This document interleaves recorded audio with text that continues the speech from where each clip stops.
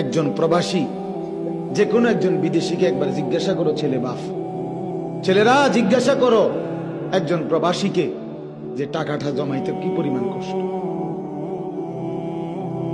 কলজাটা মাটিত লাগিয়া যায়। আমি নিজে দেখছি তো অসংখ্যবার, হজ উমরার মধ্যে কত মানুষ দেখলাম কি কষ্টে টাকা রোজগার করে, 12 ঘন্টা ডিউটি করে, 12 ঘন্টা টানা, ওইখানে কোনো ফাঁকিবাজি নাই। 12 ঘন্টা ডিউটির পরে হোটেলের নিচে, বিল্ডিং এর নিচে, আন্ডারগ্রাউন্ডে একটা রুমে 12 জন 14 জন একটা সাদ্দুর বিছাইয়া মাটিত শুয়ে, নিজেরা রাইন্দা খায়, নিজের গো জামা কাপড় নিজেরা ধোয়, একটা ট্যাবলেট।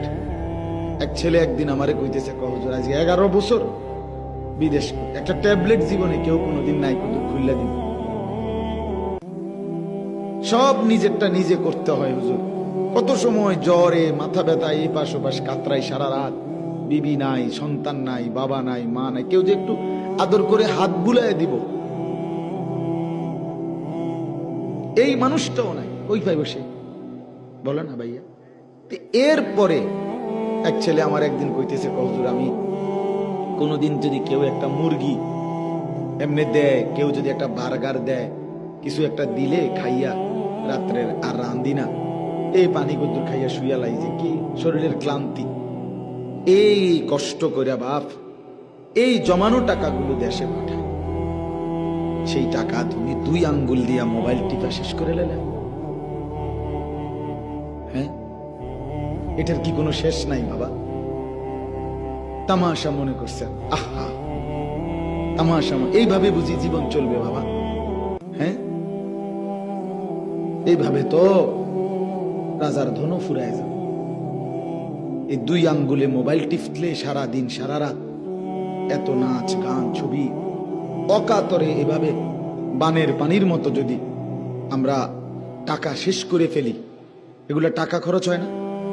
কথা বলেন না কেন? তো এই যে 2 আঙ্গুলে মোবাইল টিপতেছ, টাকা যায় কিনা?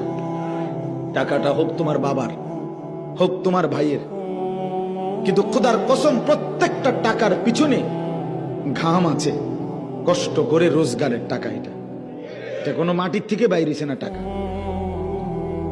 আজকে ফিলিস্তিনের মুসলমান জীবনে, তাদের 7 বছরের বাচ্চা জীবনে কি ভাবছে এই পরিণতি দেখতে হবে? 12 বছরের লাশটা পর্যন্ত দাফন করতে দিচ্ছে, পানি নাই, বিদ্যুৎ নাই, তেল নাই, কিচ্ছু নাই, কিচ্ছু। এই পৃথিবীতে বর্তমানে এটা কোনো নূহ নবীর ঘটনা না, কথা বোঝেন নাই আমরা? এটা কি নূহ নবীর ঘটনা? তো বলো না বা, এটা তো এই মুহূর্তের রানিং, এই সেকেন্ডের ঘটনা, চলমান ঘটনা। তাহলে আর কত লাশ দেখলে মুসলমানের, আর কত জুলুম দেখলে তুমি মুসলমান তোমার কলিজার ভিতরে ভয় আসবে? আমি বুঝি না, আমি বুঝি না। নিজেদেরকে তো এখনো মুসলমান আমরা ভাবতেছি, তাহলে মুসলমানের পরিচয় কি ছেড়ে দিবেন শেষ পর্যন্ত? কথা বলেন না কেন? আল্লাহকে ছেড়ে দিলেন পুরা। তাইলে যদি মুসলমানের পরিচয় রাখতে হয় তো টিকবেন কিভাবে?